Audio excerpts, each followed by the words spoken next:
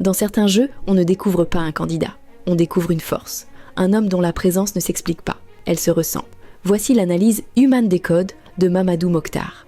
Mokhtar, 33 ans, expert en marketing, PDG de 2 entreprises, Cool Casting et Stratad Consulting, un homme construit, stable, ancré.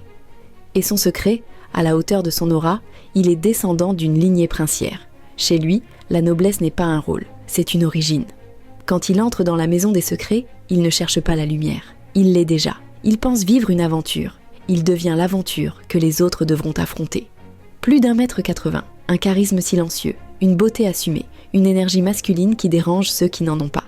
Mais son véritable pouvoir, c'est sa maîtrise. Une force tranquille, stable, rare.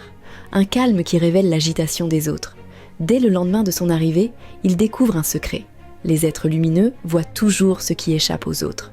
Et alors, les attaques commencent, toujours les mêmes schémas. L'admiration d'un côté, la jalousie de l'autre, on interprète, on exagère, on juge. Pas parce qu'il agit mal, mais parce que sa stabilité met en lumière les failles des autres. Puis vient France, une artiste, une femme avec une énergie féminine puissante, vivante, sensible. Mokhtar porte, lui, une énergie masculine rare, stable, protectrice, assumée. Avant même de connaître leurs secrets, leurs énergies se reconnaissent. 2 forces qui s'attirent, naturellement, simplement. Et comme toujours avec les hommes puissants, quand les épreuves du jeu n'arrivent pas à les faire tomber, certains décident d'attaquer leur cœur. France devient la cible, séparer le couple, blesser l'homme en touchant la femme, classique. Le soir où France est envoyée dans le sas, tout semble jouer, mais le jeu rééquilibre les énergies. Ce n'est pas elle qui part, au contraire.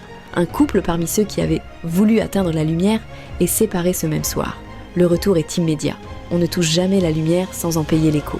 Puis, en toute logique, Mokhtar remporte l'épreuve la plus importante du programme, le code pour la finale, le vrai pouvoir du jeu. La plupart l'auraient gardé, lui, non. Il se comporte en homme, en protecteur, en leader naturel. Il donne le code à France sans hésiter. Ce geste n'est pas romantique, il est royal. Et comme toujours, les véritables alliés restent jusqu'au bout. Mokhtar avance entouré des siens, des lumières qui reconnaissent la lumière. En finale, il n'est pas seul, il est entouré. Et au bout du parcours, il gagne, malgré les attaques, malgré les critiques, malgré les tentatives de le faire tomber. Il gagne, parce qu'il est aligné, parce qu'il est vrai, parce qu'il est lumière. Conclusion, la loi des êtres de lumière. Les êtres lumineux traversent toujours les mêmes épreuves. La jalousie, les attaques, les projections, les incompréhensions. Pourquoi ? Parce que leur présence dérange ceux qui ne se connaissent pas eux-mêmes. Mais une chose reste certaine, la lumière ne se défend pas, elle s'impose.